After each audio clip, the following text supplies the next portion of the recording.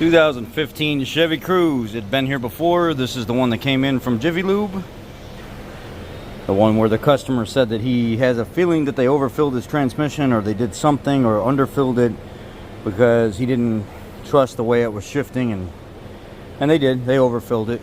They didn't mention that the front cover on the transmission was leaking, so I had to replace the front cover, drain everything out of it, put the proper amount in it, and there was a coolant leak here at this connection. I just tightened it up, it stopped leaking, but then after the and when it was here the first time, this plastic thermostat housing right here,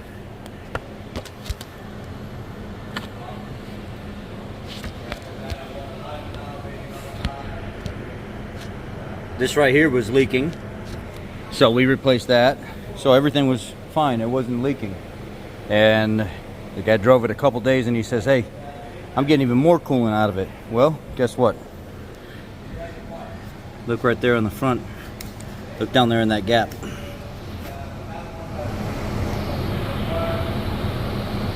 See the coolant down there? It's coming from the bottom of the water pump.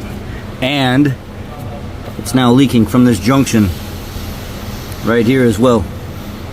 So I've got to replace that plastic elbow that all those hoses connect to right there. I've got to replace that overflow line, and I've got to pull the water pump and replace the water pump on it. So that's going to be interesting. Sorry for being up close. Okay, now what I did is I stuck a jack up underneath the car. I jacked up underneath the center of the engine with a piece of 2x4. I pulled the air box, the motor mount out. The motor mount was 15mm bolts.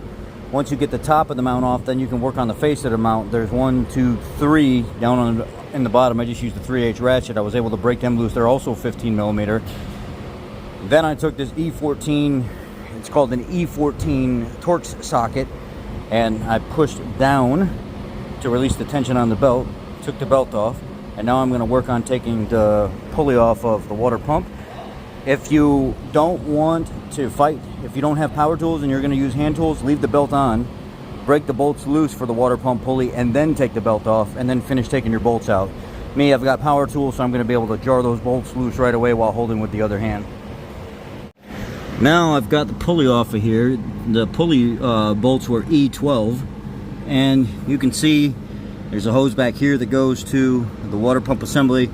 You can pinch it off back here with some hose clamp pliers, so you don't lose the coolant on that side.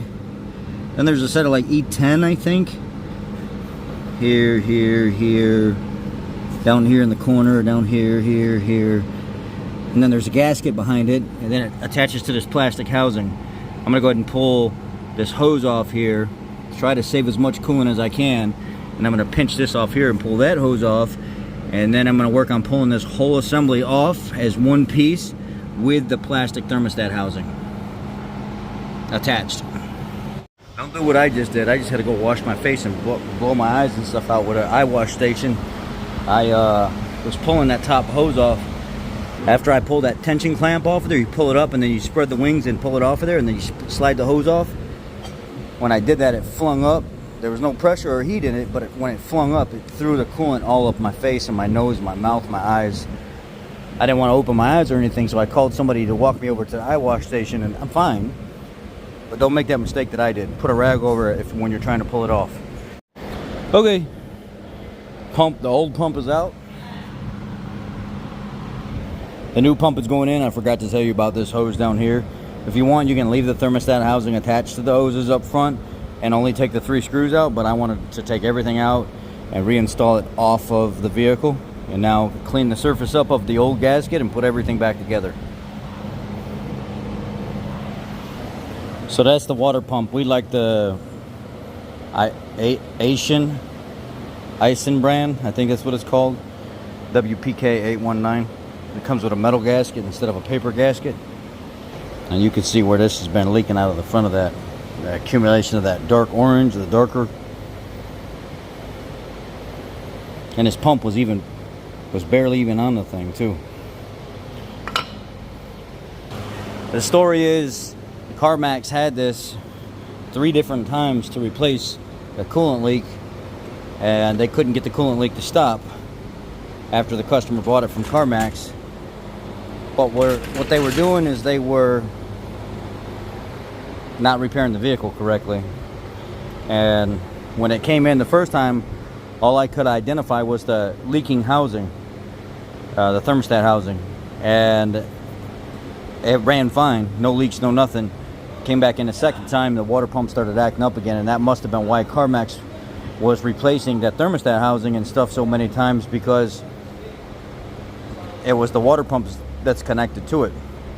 So they were both leaking, but the water pump would stop leaking from time to time, and it would get misdiagnosed or not diagnosed completely. Just like whenever it came in here a week ago when I put the housing on there, that leak stopped. There was no leaks. This leak, I had just tightened up the hose clamp. There was no leaks. The customer drove it for, I don't know, a couple days and said, oh, it's leaking again. Well, now there's 2 new spots. This connection has to be replaced, and the water pump has to be replaced. For now, I'm going to replace this connection right here, take all these hoses and stuff out of the way. Okay, I got the plastic assembly on, and the part number for it is right here. GM number 251-93922. And this is V409681. Just Google search that and put coolant hose and this will come up. We really like this brand, and they make a plethora of really good quality coolant hoses. And that last number I gave you from Vico was this overflow tube right here. It was leaking here at the connection, it was leaking down here at the connection, it was leaking here. So we just put a whole plastic assembly in there, all brand new. Well, I put it up in the air real quick, pulled the lower cover down, sprayed the engine and everything off underneath, get as much of the coolant that came out as possible. One of the things that the customer wanted us to do while it was here was, these rims were plasti dipped, and we have a source that we use to refurbish rims for us. Now, the customer didn't want an absolutely perfect job, like fix all metal imperfections and everything, but I power washed all 4 of these wheels until there was no plasti dip, and the trick to it is cover it in WD-40 and let the plasti dip start to bubble up, and then if they've got layers of it, you're going to have to do it over and over again. So I power washed all these wheels. These got sent off. They just came back from paint. They've been sitting for the last 2 days curing. Got these put on here as well while it was here. He just wanted the car kind of spiffed up a little bit, and the old nasty looking plasti dip rims he didn't really care for. And then here's the new cleaned up painted version of what was there. It looked pretty dang good. So we're gonna get this down and go drive it now. All right, here we are. Everything's running. No more wetness around the connections. I'm gonna spray that area off right there. It's got some coolant right there. I missed it. I'll spray that off before I take it out the door all the way.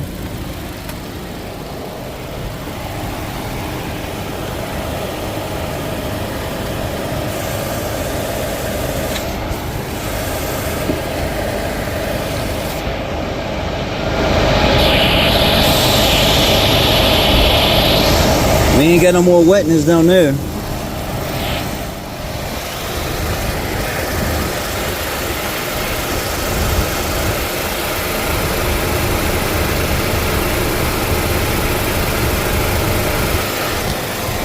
All right, we dry. Now we can go finish washing it off over there and test drive it.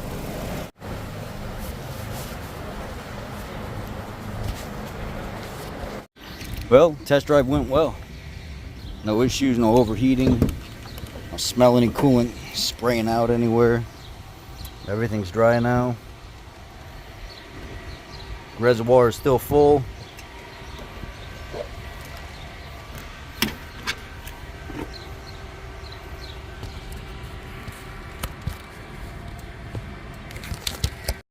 Thank you guys for watching. It's just a automotive video on a very common vehicle that's driven on the road. I hope you like it, and you want to see more content like this. Thank you.